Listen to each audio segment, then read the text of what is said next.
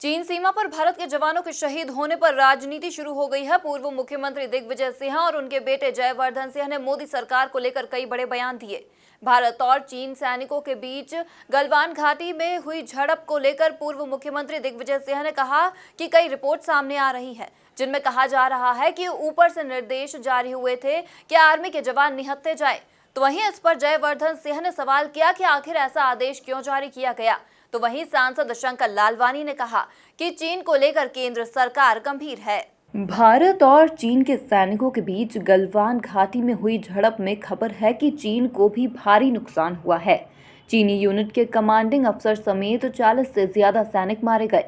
तो वहीं भारत के कमांडिंग अफसर समेत 20 जवान शहीद हो गए थे। तो वहीं 135 जख्मी है। भारत और चीन झड़प को लेकर सियासत भी गर्म हो चुकी है।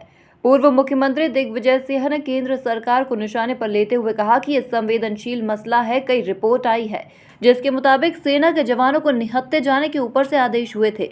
हमारे जवान इस दुर्घटना में शहीद हुए।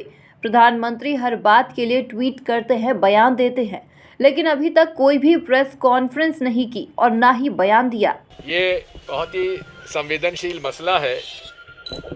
कई रिपोर्ट्स आ रही हैं जिसमें बात सामने आ रही है कि ऊपर के निर्देश पर आर्मी के अफसर और जवानों को निहत्थे जाने के लिए आदेश हुए थे और जब निहत्थे गए तो वो इस दुर्घटना में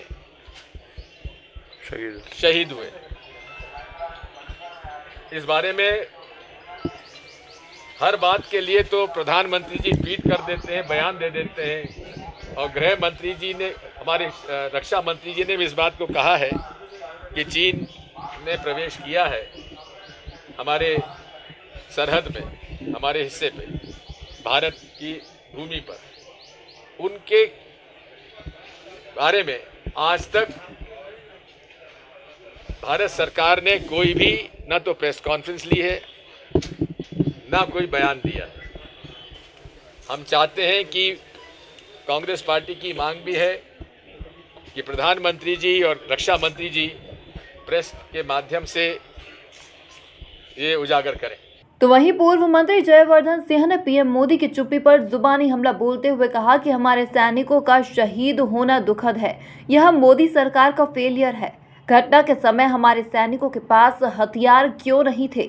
जी, बहुत ही दुखद खबर कल लद्दाख से आई है, जहां शुरुआत में तो बताया गया था कि 3 हमारे सैनिक शहीद हुए थे, लेकिन फिर देर रात को खबर मिली कि 20 सैनिक हमारे वहां सीमा पर शहीद हो चुके हैं।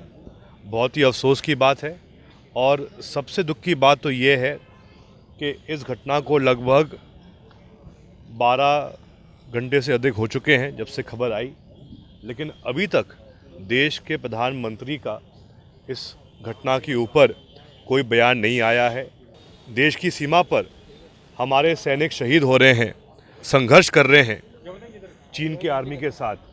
तो आज जब दायित्व बनता है प्रधानमंत्री का कि वो पूरे देश को स्पष्टीकरण करें कि वास्तविक स्थिति क्या है, किसने आदेश दिया था कि सैनिक सीमा पर जाए, जहां पर वो विवाद हो रहा था उस पॉइंट पर जाए बिना हथियारों के, किसका आदेश था, ये सब स्पष्टीकरण होना चाहिए।